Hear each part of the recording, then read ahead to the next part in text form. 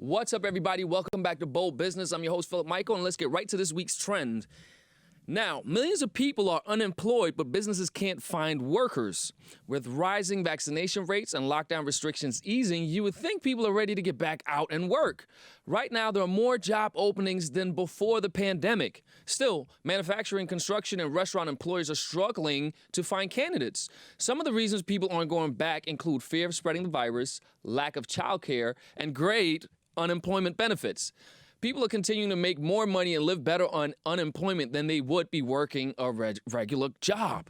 But for those who are looking for a job, this could be an advantage. They could ask for better promotions, better wages, more flexible schedules, or other perks. Now, as anything in life, it's all about supply and demand and who has leverage and who does not. Number one, it is interesting to see that if you're getting better unemployment benefits, what is the incentive really to work? Is one of the things, one of the debates that have been had when you look at the Scandinavian models, when you go, look, taxes are so high and the government takes care of you. Where is the incentive if you don't particularly have ambition, if you're just someone who just wants to go work in order to live, right? So it creates that friction, and that may be what we're seeing right here.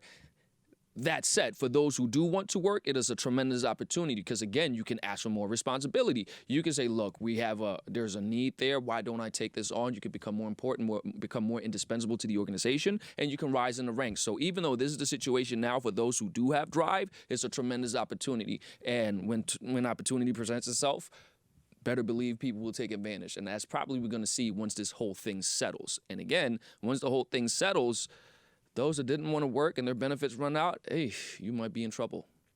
Just something to think about. Grab that brass ring while it's there for you. Now, trend number 2. Twitter wants people to think again before posting a mean tweet.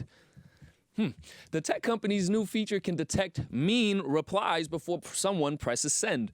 When a not-so-nice tweet is detected, an automatic prompt reads, want to review this before tweeting?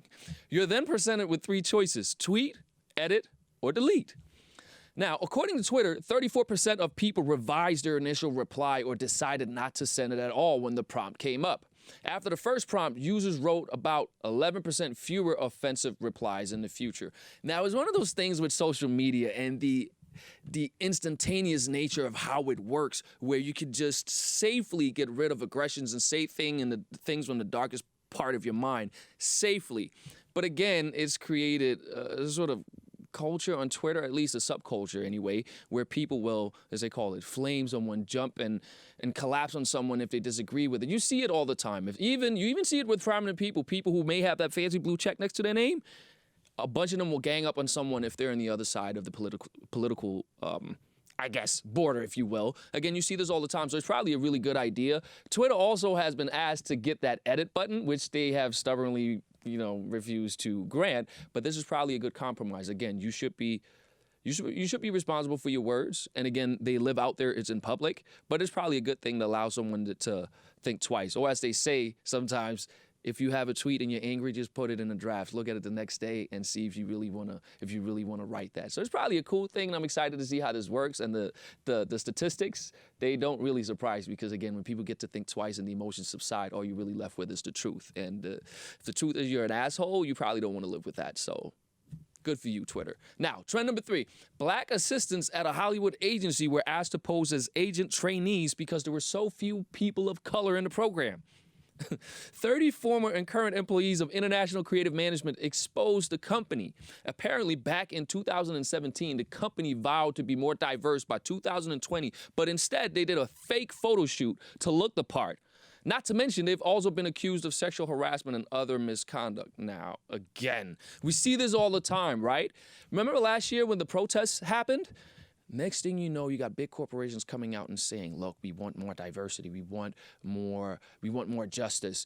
Again, this is not something they have not been aware of. It just became a point where the noise became so loud they couldn't run from it. And most big brands make most of the money from the consumer segment of society, which is also ironically the people that own the least, right? There's a direct correlation there. Now, again, the banks are doing the same thing. They're saying, We want to put money out there to help diversity, and there's a lot of diversity initiatives. But again, this shows here because again, they're saying this now. We will only know in a few years if they did the right thing. Here we have the benefit of hindsight, and the few years have passed. Again, maybe they've tried. I don't know. Let's say we give them the benefit of the doubt.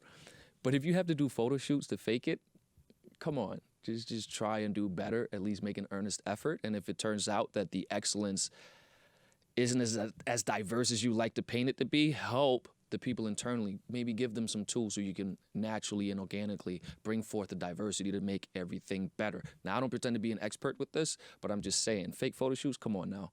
Again, do a little better, all right? Cool.